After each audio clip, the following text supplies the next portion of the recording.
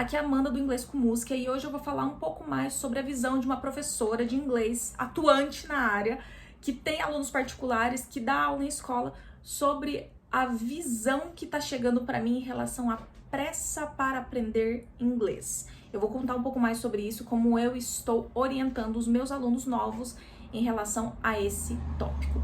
Esse vídeo vai ser dividido em 5 tópicos e, como eu escrevi aqui, eu vou olhar de vez em quando do lado só para eu poder me situar e você também poder acompanhar os tópicos e a linha de raciocínio que eu vou desenvolver ao longo desse vídeo. Dito isso, vamos ao primeiro tópico, que é: as pessoas não têm objetivo quando elas chegam para falar comigo em relação às aulas de inglês. Aí você fala assim: como assim, Amanda? As pessoas não falam, eu quero aprender inglês pro trabalho, eu quero aprender inglês para viajar, eu quero inglês para entretenimento? Sim, elas chegam, mas elas não sabem exatamente o que elas querem. Explico. Muitas vezes a pessoa não sabe o que ela quer daquele inglês. Exemplo, ela é uma pessoa que quer passar numa entrevista, ela é uma pessoa que ela quer viajar e se virar nos parques da Disney, ela é uma pessoa que ela quer morar fora. Entende? A pessoa fala assim: eu quero aprender inglês para o trabalho, mas ela não especifica dentro daquele objetivo um mini objetivo, que seria: eu quero aprender a me comunicar de forma efetiva dentro da minha área de trabalho, ou eu quero passar numa entrevista e fazer dailies, por exemplo, caso você seja um desenvolvedor, e fazer dailies falando das minhas tarefas de forma confiante. Ou mesmo, eu só quero passar na entrevista porque depois eu só vou escrever, então eu preciso passar na entrevista, essa vai ser o meu objetivo, e depois eu só tenho que escrever o inglês técnico. Ou ainda: Amanda, eu quero falar sim inglês, mas eu não quero cobrir áreas técnicas. Eu só quero ir viajar lá para os Estados Unidos, para a Inglaterra, para a Itália, enfim, tudo bem, na Itália se fala italiano, mas vai que em algum lugar lá da Itália se fale inglês. E eu quero ter essa confiança em me comunicar, em pedir uma pizza, em pedir um sorvete, é isso que eu quero, entende? Então, assim, o objetivo macro, ele tem que existir, mas o objetivo mini, ele não tá chegando muito bem filtrado. E embora o inglês tenha as 4 áreas, que seria a audição, a fala, a escrita e a leitura, a gente tem que trabalhar em 2 principalmente. Eu sei que os 4 são importantes, mas é humanamente impossível você desenvolver os 4 ao mesmo tempo de forma satisfatória para você. Eu até posso tacar conteúdo naquele aluno ali que tá me procurando, mas não vai ser efetivo. Não para ele, não para os humanos no geral. Então, quando eu falo qual é o seu objetivo, eu não quero saber se você quer falar inglês. Eu quero qual objetivo, mini objetivo você quer? Você quer falar inglês apenas como forma de diversão, apenas como forma de se comunicar com seus amigos, família que mora lá fora? Ou você quer um inglês um pouco mais técnico para passar numa entrevista e se comunicar com seus colegas de trabalho? Entende? É isso que a gente tem que ter em mente. Então, se hoje você fala assim: não, mas eu quero aprender inglês por aprender. Beleza! Então, você não tem aquela coisa de expectativa em cima de si mesmo. Então, você vai conforme a vela tá te levando, conforme o barco vai tocando. Beleza. Agora, ter pressa de aprender inglês e ainda não ter esse mini objetivo de lado vai te deixar muito mais ansioso, justamente pela falta de foco, ok? E o que me leva ao segundo ponto, que é também a expectativa. Às vezes a pessoa fala assim: Amanda, eu não sei nada de inglês, mas eu quero daqui a 6 meses fazer uma entrevista. Eu já vou falar pra pessoa: não vai dar. Mas por que não vai dar? Porque a expectativa que ela está se colocando ali é muito grande. Em 6 meses não dá pra passar numa entrevista? Claro que dá, mas o que eu estou falando é: às vezes a pessoa, ela faz comigo, né? Vamos contar que o mês tem 4 semanas, ela vai fazer 4 aulas de 1 hora. É muito pouco. Eu preciso que essa pessoa, ela esteja para além da aula. Ou seja, se a semana tem 160 horas, ela tem que estudar as 159, dessas 159 horas aí, né? 159 não, né? 156 horas.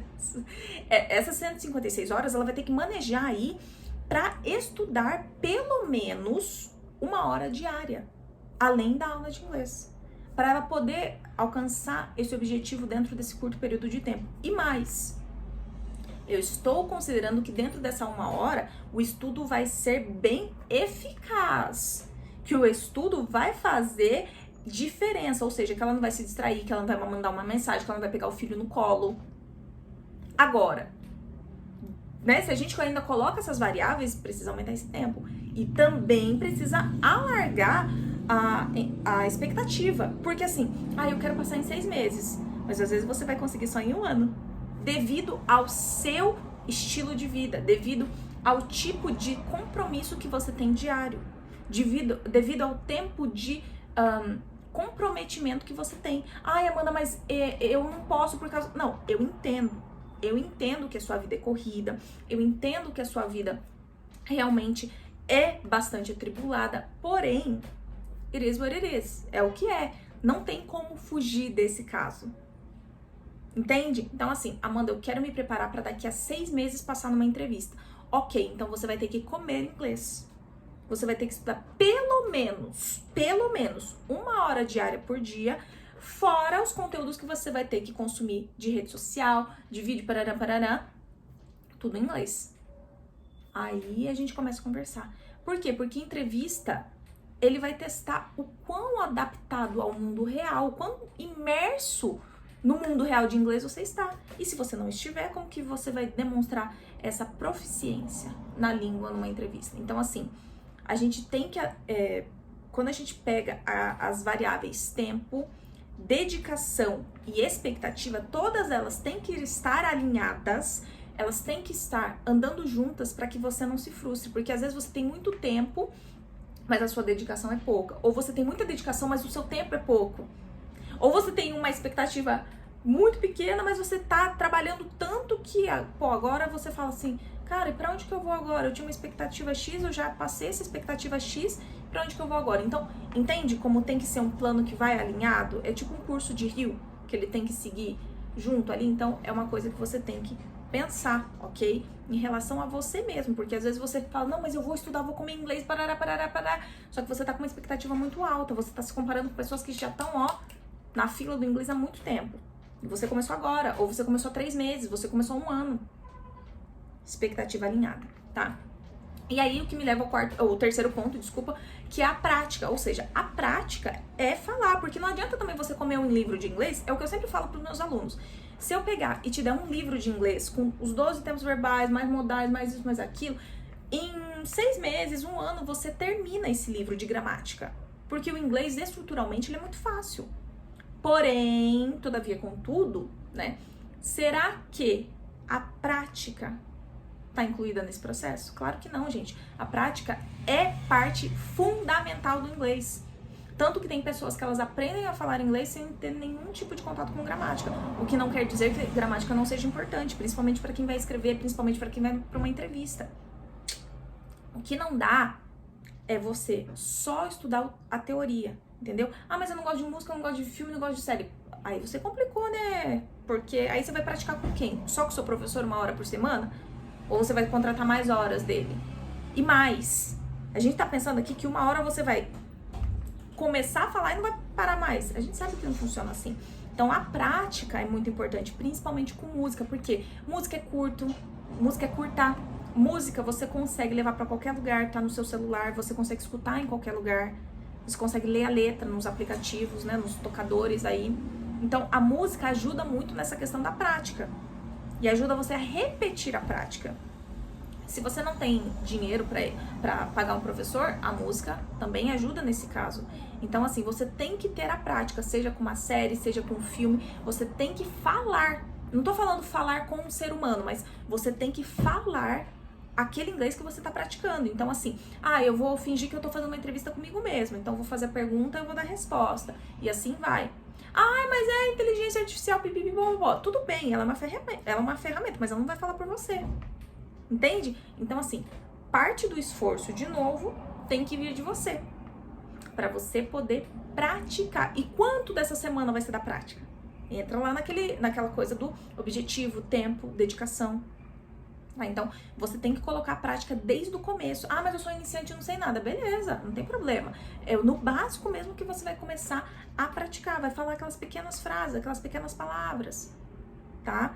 Mas tem que ter a prática. Inglês é muito prática, inglês é pronúncia. Se você não tem uma pronúncia boa no inglês, fica muito difícil das pessoas perceberem a sua proficiência, né? E mais ainda a sua fluência, tá bom? No idioma. Então, Sempre coloque a prática, seja com música, seja repetindo trechos de série, trechos de filmes, trechos de vídeos, mas você precisa, sim, desde o princípio, praticar o que você está estudando ali nos livros, nos aplicativos e tudo mais, ok? E aí, ao longo do tempo, vai ter o quê? Intempéries, desânimo, tá? Isso é normal. Ai, Amanda, mas eu desanimei tanto. Ai, tanto esforço e eu ainda não falo. Pois é, bem-vindo ao time. Bem-vindo ao time, funciona assim mesmo. Vai ter dia que você não vai querer ouvir nada em inglês, ver nada em inglês, você vai querer que tudo se exploda. No outro dia você vai estar de volta. Isso acontece. Isso, gente, tem que estar na cabeça de vocês. Intempérie, desânimo, problema com a família, problema com o marido, mulher ficante, enfim, isso vai acontecer. E você tem que, overcome. Você tem que superar essas barreiras. Ai, fiquei uma semana sem estudar, perdi tudo. Não, volte de onde você parou, não desista. Porque, vamos dizer, você tem um tempo curto até o seu objetivo. E aí você, ainda nesse meio tempo, quer desistir.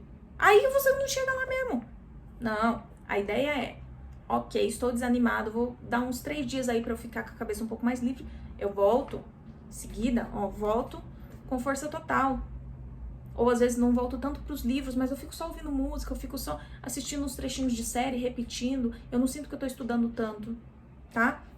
Cada um vai ter um jeito de aliviar o próprio cérebro, então você vai encontrar o seu, tá? Mas não desista por completo, porque recomeçar toda hora é que faz a gente desistir. Parece que a gente não tem nunca um verdadeiro resultado. E às vezes você tem um resultado. O problema é que você não tá tendo constância. E, falando sobre constância, a gente chega no último ponto, que é o continuar. Então, assim, vamos dizer que você chegou ali no A1 ou no começo do B1, você já tá vendo que o seu inglês está desenvolvendo, você já consegue formar algumas frases, responder algumas perguntas, cantar algumas músicas. E aí você fala assim, é agora então. Tá, beleza, vai lá, passou na entrevista, maravilha. Ou vai lá escrever um texto, foi super bem. Beleza, isso é combustível para você continuar. Isso não é um certificado de pode parar de estudar inglês, tá? Porque o inglês, por ser uma língua viva, é uma língua muito jovem, acontece que tá sempre se desenvolvendo, tá sempre tendo coisas novas e tudo mais. Então você precisa continuar estudando. Então, assim, ai, Amanda, eu cheguei num nível que eu tanto queria, puxa, eu até consegui passar na entrevista. Maravilha! Bem-vindo ao inglês. Agora é que você vai começar de verdade a estudar. Pode tacar a mão no estudo, pode continuar fazendo o que você faz, intensificar os seus estudos, ver mais vídeos, ver mais filmes, ouvir mais músicas, porque o negócio vai ficar mais difícil, mais complicado, se você só ficar aqui, no marasmo ali e tal. A partir do momento que você pegar conteúdos mais difíceis de digerir, você vai ver que você precisa estudar mais. Ótimo, maravilha, é isso mesmo. Mas não pare só porque ficou difícil. Vai ficar difícil, sim. É isso que faz a gente evoluir. Ah, mas eu já tô nesse nível aqui, eu tô confortável, é só pra viajar. Não, beleza. O que eu estou falando é, não pare de ter contato com o inglês. Não caia na besteira de falar assim, eu fiz 2 anos de escola de inglês, aí parei, é porque eu tava bem, agora eu voltei e esqueci tudo. Acontece isso.